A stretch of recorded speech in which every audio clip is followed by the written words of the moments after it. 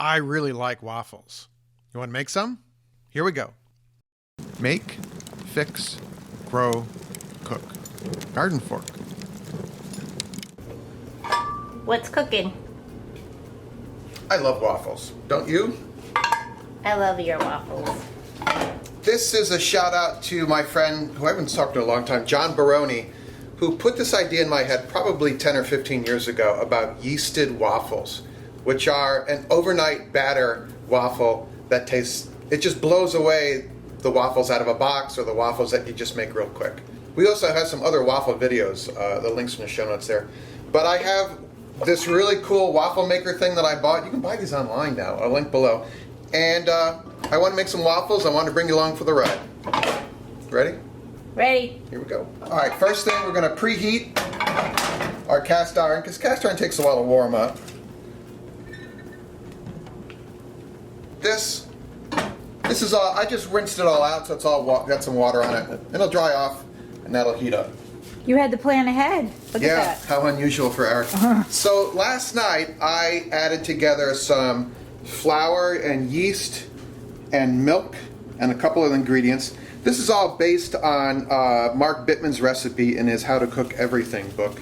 And you do this the night before, and you can leave it out. I put it in the fridge because I didn't know how many hours it would be. And I love a cold yeasted rise, and it smells kind of like a bread dough, you know? It should. Yeah, because it's got yeast and flour in it. But to this, we're gonna separate some eggs and whisk them in. So I want to separate the yolks from the whites here, and you can do this a couple different ways, but this is how I do it. All right, my yolk goes in there. This doesn't have to be perfect. It's GardenFork. Where done is better than perfect. So the whites drip down, the yolk stays in your little cup here, and that goes like that. Why are we separating them? You get a better lift with your batter if you fluff up the whites and blend them in at the last minute. There's more lift, like, you know, like meringue, the meringue on top of a pie, that's all egg white and it's all puffy. That's because you've whipped up. Well, I'll just show you. You were showing us. So first I'm just gonna break the yolks on here. So that's gonna go into our batter. Actually, let me flip this over. Woo! You might want to turn on your range fan, your hood fan or whatever, or stick a box fan in your window. We've done that before. Whisked? A little bit. It's getting foamy. I mean, you could whisk, you know, it's just like how much whisking do you want to do versus how hungry you are. And I am really hungry. I don't know, I just, it's a perfect kind of weekend kind of thing. It's cold out. I love cast iron. Okay, that's pretty good. That's kind of whiskey. I'm gonna first just cut the eggs in, the egg yolks in. And then I'm gonna pour these in. And I think in a perfect world, you don't want to over mix this, but I mean, what are you gonna do? I'll mix it in and we'll see what happens. You don't want to beat the heck out of it. You just want to, it's called incorporating. That's what the recipes always say.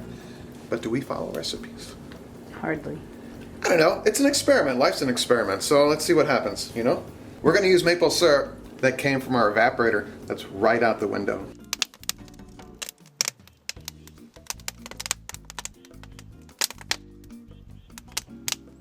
All right, your cast iron is preheated. Then take some vegetable spray.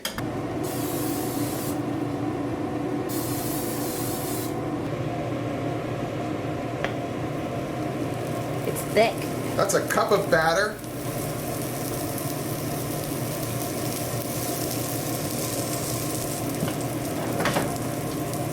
I think we need a little more batter. Right on the edges? Should it? There you go. Uh-oh. Wow. Ooh. Ooh.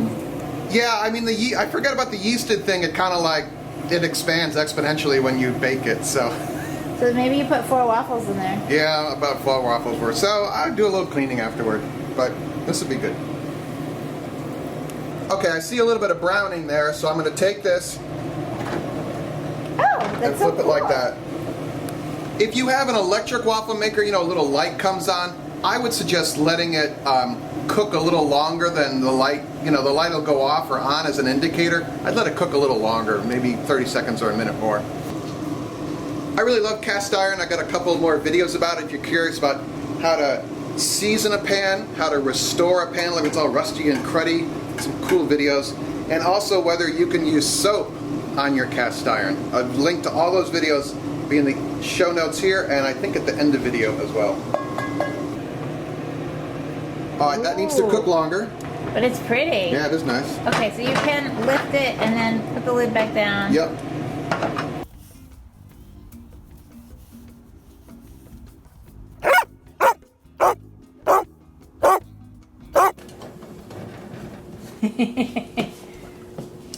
That's great.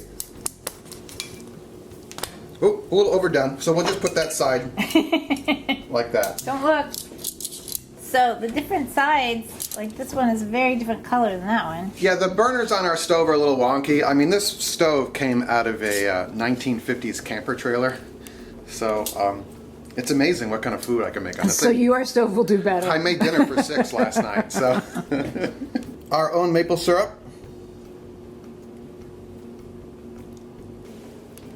It's beautiful. It's hot. Oh, he likes it. Can't fake that.